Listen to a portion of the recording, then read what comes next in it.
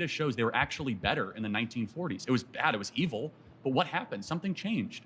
They committed less crimes. Maybe they were afraid. I mean, 4,000 black men, women, and children were killed in violent lynch mobs. That's your explanation, but I guess racial terror permeated American culture for hundreds of years. Black America is worse than it has been that affected in the last 80 years. The generational psyche of an entire group of people? No, I'm sure it did. I'm not discounting that. Should black people get reparations? I believe they should. So I, white man, have to play for black people. Why?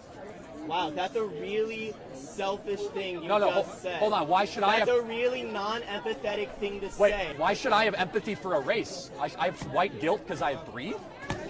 Why should the white students here have to work harder to pay for black kids? Hey, you wanted to ask what is that all about? Not every black person has lineage connected to slaves. That's and true. Every white person doesn't have lineage connected to slaves. Yes, that's right. So since every black person doesn't have a lineage connected to slaves, why should we generalize and say reparations for black people? Because there are people that are in a worse place. So over 150 years, they didn't have any ability to make better decisions, to save money, and to invest. How about you take responsibility for your own actions instead of blaming the white man? Right. So when segregation ended, right, black people, or when slavery ended, actually, black people were just forced wherever, right? So they had nowhere to go. And then there was laws put in place to put them into prison.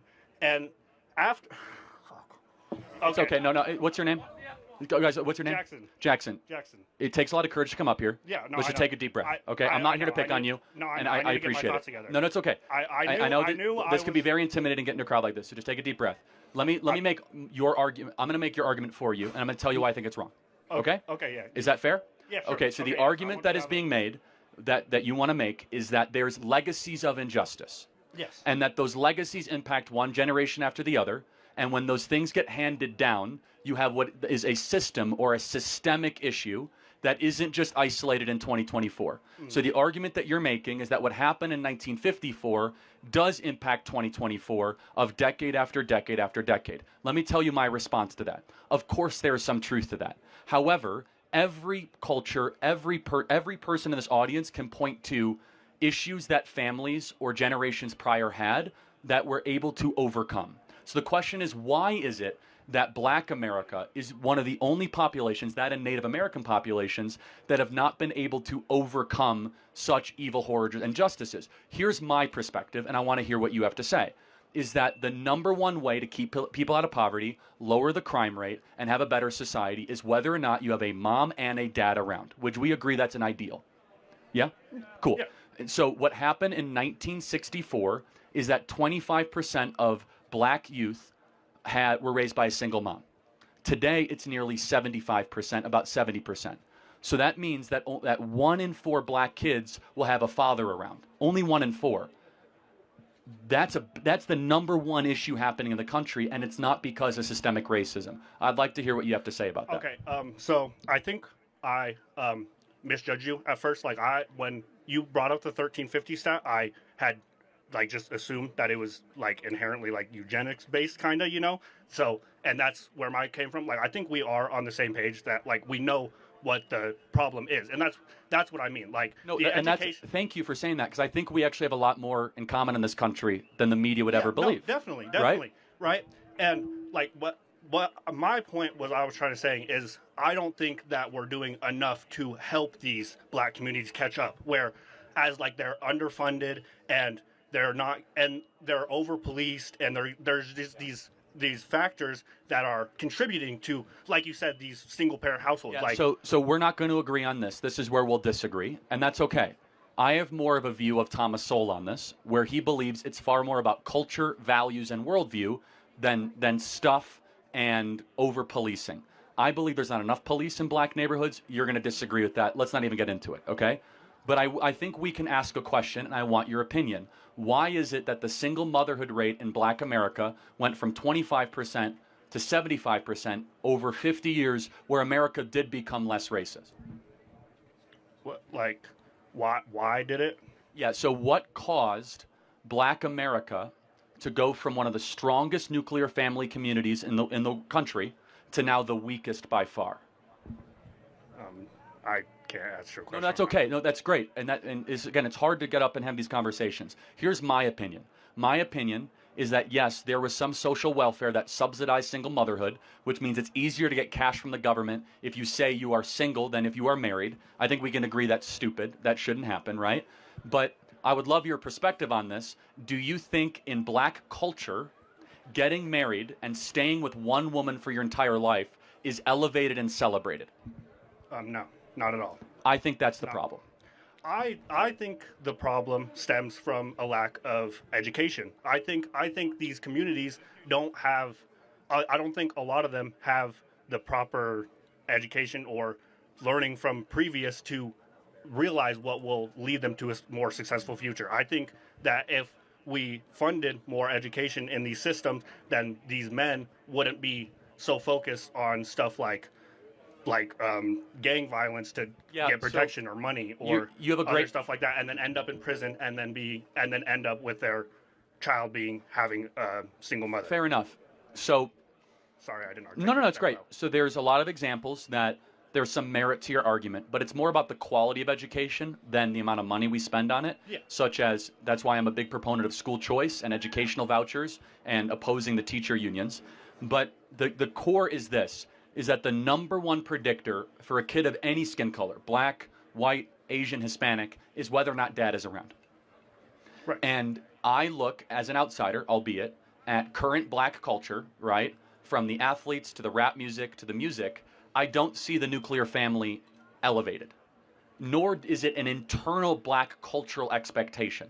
Now, I will ask some of the white individuals here in this audience, okay? If you guys got pregnant and all of a sudden you didn't even know who the father was around, how would your parents react? Not great, right? Yes? Unfortunately, in black America, this is kind of accepted. Would you agree? I can't say. I grew up around a lot of white people, so I can't say. All right, okay. But it is a fact that it is accepted, right? So that's the problem. The problem is that it's a cultural norm that has then turned into the cycle of poverty. The cycle of poverty can break very quickly if fathers stayed with the women they impregnate. But most of these fathers aren't just leaving. A large majority of these fathers are ending up in prison. Like, this is good point. Why do you go to prison? Because you commit crimes, but because the prison system has been targeted against minorities. Again, we're not going to agree here, right, and that's okay. Yeah, there's actually under enforcement of the laws when it comes where there's, for example, only half of murders in Chicago get solved. Right, but are they all black people though? Almost all of them, yeah. Like 80, 80. If they're not solved, how do we know that they're black people? Well, because it's a black victim in a black neighborhood by a black gang. So it's like you can assume at a great approximation that in the west side of Chicago, 50% of the murders in Chicago that go unsolved are all black people. Not all. No, I said 85%. But we don't know who the perp is. But again, if you have a black victim at 2 a.m. in a black neighborhood, it's reasonable to say that it was a black on black crime. 90% of murders after 2 a.m. in Chicago are black on black crimes. I'm from Chicago. Right. I happen to know it. Right. But like half of all murders in Chicago are unsolved, that means half of all murderers are walking free. So we have an under enforcement of laws. We have the ladies here in this audience should know this. You know that there's over 600,000 rape kits in this country that have not even been opened or tested, which means that there are women who say that they've been raped and their kits are not even put in the system. There are probably hundreds of thousands of rapists that walk free in this country. Yeah, no, our system is no. Totally What I'm saying though, that's an under enforcement of laws, though. Yeah, because our system is terrible. No, I know, but you said we have an over enforcement. I don't think we have enough people in jail. You don't think we have enough people? No, like I said, half of all murderers walk free. We don't even know who they are. Okay, but I sure, whatever. But I'm talking. I don't think that I don't think that black people are as more than 50% of exonerations from prison are black people. Like, a black person is more likely than any other race to be tried for a crime that they did not commit, and then to be released from prison for a crime that they did not commit. That's not totally true. Let's pretend that it is. It's because they're in front of the justice system more because of the high crime. But let's try to find some agreement. I'm talking percentages of exonerations. No, it's because they're in the system more, though. It's because you have more cases. But anyway, let's pretend that's true. Let's pretend the system's totally racist. Actually, there's more white people in the system because white people make up no, for sure. So you're just incorrect there, right? Like you're doing to me. But they don't commit as many crimes. Okay, so let's be cordial. Let's be cordial. You're not being, so let's calm down a little bit, okay? You're not being. Am I being sweet to this guy? Okay, but All right, let me ask you one question in closing, though.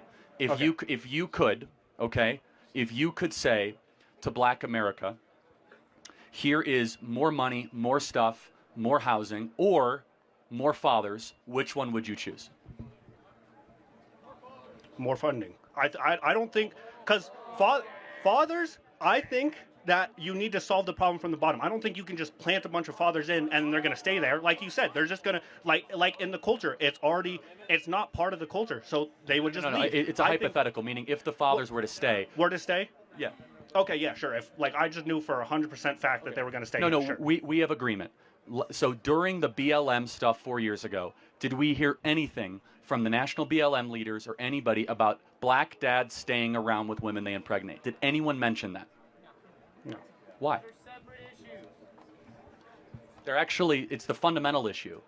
The fundamental issue is if you have a father around, less likely to commit crimes, more likely to graduate high school, more likely to get a job, less likely to be in poverty. How do we get there? Like, this is what I'm like. No, how do we get there? Well, the first of which is you must raise the standard of expectation, both internally and externally in the black community, that we're not going to put up with men, because we're both men, fleeing the women that they impregnate. Yeah. That we will say to men that flee the women that they impregnate, you're a loser, we're not going to tolerate you, we're not going to be friends with you, that you're the scum of the earth, that if you impregnate a woman and you just run away from them. Most definitely. Do we do that right now?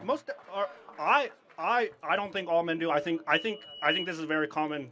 What's the word I'm looking? I think this is very common in just masculine culture in general. Is that men won't do that too? I actually think it's the opposite of masculine culture. I think it's not feminine. It's something else. No, just fleeing from the difficult. Well, no, but I'm saying in male circles. I feel like that is something that males would praise, or at least around my age range. That's something that happens. So then I think we need to demand better. Thank you.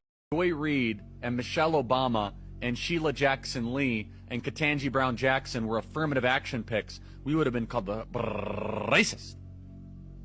But now they're coming out and they're saying it for us. They're coming out and they're saying, I'm only here because of affirmative action. Yeah, we know. You do not have the brain processing power to otherwise be taken really seriously. You had to go steal a white person's slot to go be taken somewhat seriously. Play cut 52.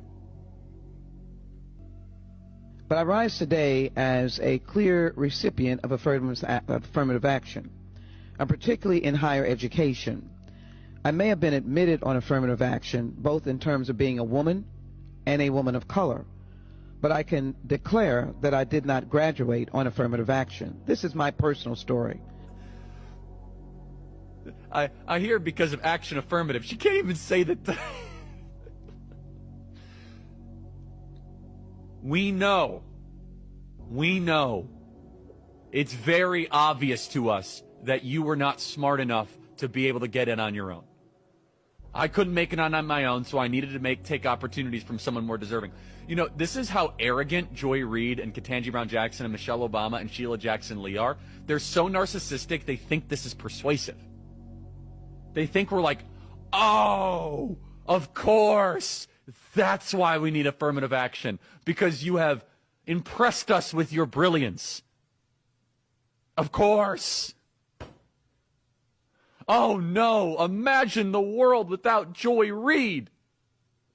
Imagine the world without Sheila Jackson Lee or Michelle Obama or Ketanji Brown Jackson. They think this is persuasive. They think as they kind of now reveal that I'm only here because of anti-white, anti-Asian forced discrimination policies. That turned me into a bitter, resentful activist that hates white people, honestly, through